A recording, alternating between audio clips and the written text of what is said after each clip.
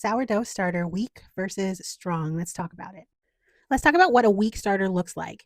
It will only have a slight rise. The bubbles will be small and tight, small, tiny bubbles. It'll fall really quickly. It'll smell overly sour sometimes, and it just won't grow as you're feeding it, even if you leave it. It's just not ready yet, and it's not a very strong starter. So, what we're looking for from a good, better, best perspective is if your starter is good, right? We already know kind of what a weak starter looks like, but what does a good starter look like? So if you see this image, this jar that I have on here, this is good. I mean, let's just talk about the characteristics of good because I would argue that this starter that I have pictured, this is Marilyn McDowell, um, is not in the good phase, but it's in the better phase. So you'll see bubbles, you'll see slight rise, you'll see basically the opposite of all that is wrong with a weak starter. But it will smell sour, but not overly sour. It's alive, but it's not strong yet, right? In this good category, you can bake with it, but just know that your loaf will likely end up being dense if your starter isn't as strong as it should be or as it could be. From a better perspective, which is again what I think this jar, Marilyn McDowell, is giving us, you'll see that it has doubled in size based on where that rubber band is. Before I pulled on the top there to kind of show that it looks like a cheese pull, but a sourdough starter pull. It did have a slight dome on it. I got a pretty decent rise here. It was overflowing, and when I woke up in the morning, it had crusted over because it had overflowed. But I left it for a good 8 hours while I slept for probably 4 of those 8 hours. But timing matters is all I'm trying to say here. That is the difference between good, better, and then best, which this starter, also Maryland, could be classified as best. I've been feeding this starter for over 2 years. Um, consistently for the first year and a half and inconsistently for the remainder of that time. But I get a pretty good rise pretty quickly out of this starter.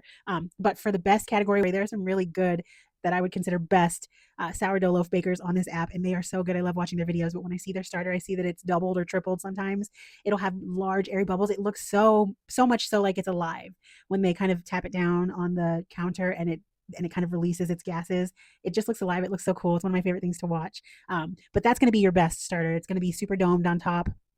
It can even hold a peak, even if briefly. But this is when you mix your dough. This is when you want to actually cook with it. So there's nothing wrong with cooking if it's good. There's nothing wrong with baking your bread if it's better. And there's absolutely nothing wrong with baking your bread at best. For me, I don't sell my bread. I just give it to my neighbors or my family or my friends. And so I'm aspiring to be best, right, at some point, but I'm growing slowly and learning slowly. So again, I just say bake at peak, not before. A mistake, if we want to look at this category here that I have listed, that people make is honestly, beginners will feed their starter before peak. What that does when you feed your starter before peak is it dilutes the yeast and it slows the strengthening of the yeast within that starter. You're honestly just resetting its progress. What you want to do instead is let it fully peak. Keep it in a warm spot. I know some bakers like to keep theirs in the oven with a light turned on. I have a really warm counter. Sometimes I'll use a candle warmer just to keep it warm, just to help it kind of do its thing. But feed based on activity, not on the clock. So yes, if I fed it at 7 in the morning, I'm not counting the hours waiting till 7 p.m. to feed again. I'm just looking to see when it rises. I'm also looking to see when it falls. You'll see like a lot of popped bubbles when it falls. You'll also see kind of that mark, which is why you want to use clean jars. You'll see where it was before and where it's fallen. And when you see that, you can tell that it's hungry at that point, and then you'll need to feed again based on activity and not on the clock. And I also have some other videos that you can scroll and find that talk about what a hungry starter looks like and what you want to do when it's hungry and hooch and all of those things that will help you kind of build the strength of your starter. The more you watch it and the more you see what it needs, and that's going to be you strengthening your starter. But honestly, weak starters just need time. They don't necessarily need more feedings. Just let them sit and do their thing, but just monitor it. I love to take notes. I have a whole notebook from 2 years back of just notes that I take and have taken on all of my bread loaves, on all of the starters, my excuse me, the starter, my feeding ratios, all of it.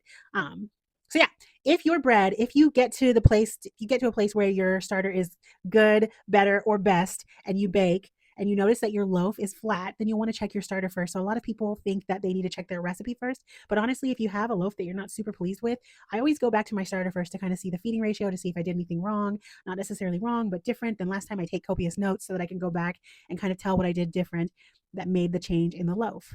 We'll talk about that more, but our next episode will be bulk fermentation, good, better, best. Thank you all for watching. I greatly appreciate everyone who's here.